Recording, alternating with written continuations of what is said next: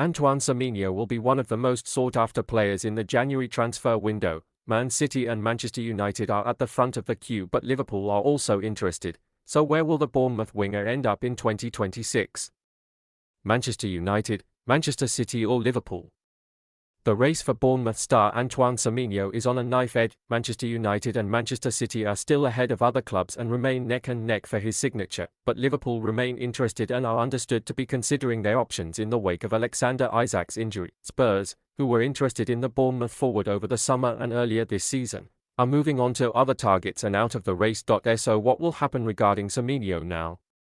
Sky Sports News transfer reporters Cave Solhikol and BOMBSHELL discussed the forward's future on the transfer show on Monday. If Liverpool come in for him, he'll go to Liverpool.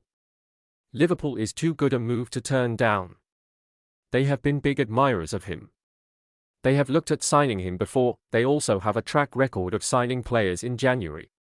Luis Diaz looked like he was going to Tottenham, and at the last minute Liverpool came in for him. Cody Gakpo looked like he was going to Manchester United. Liverpool don't get involved in a bidding war.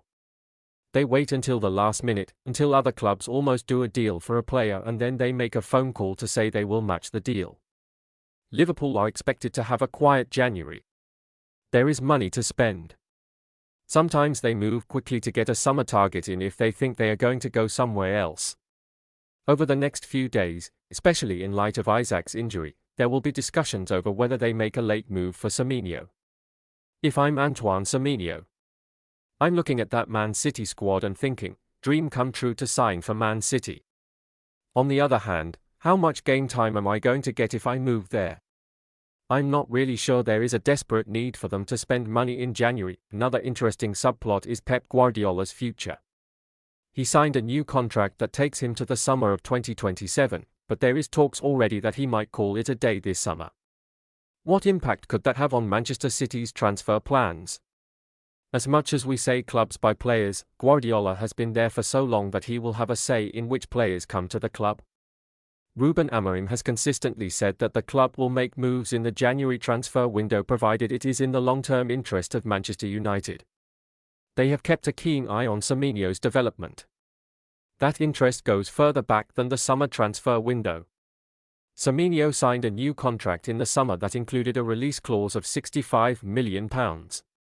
That release clause is only valid in the first half of January. That's because if someone triggers the release clause, Bournemouth want time to find a replacement. There is then a lower release clause in the summer transfer window.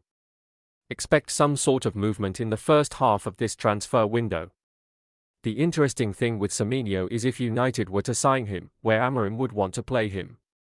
Is he going to take over from either of Cunha or Mbeumo? It's very unlikely. Is it the left wing-back position that Amorim has cited Semenyo? And would Semenyo be happy playing in that position? One thing for certain now, Mo Salah will be staying at the club. There's a good chance Harvey Elliott would come back from Aston Villa as well. Whether Liverpool go for a striker or another attacking player like Semenyo, who Liverpool have been heavily linked with as well, we all know he's got a buyout clause in January. Then you've got wide players, as in Salah and Gakpo, who've played a lot of games through the middle as well. You've got young Jadon Danns. That's the way they could go around it, because I don't think Liverpool, when you go back a few years when they had a real problem at centre-back, they didn't go and spend big money on someone they didn't want. They won't go out and buy a striker who they don't really want.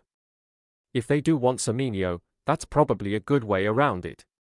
Semenyo would be an excellent addition for Liverpool right now, with injuries to Isak and Gakpo, plus Salah's departure to Afghan, leaving Arne Slot's side short in attack for the coming weeks. That's the short term, but the long-term vision of Semenyo at Anfield is more complicated.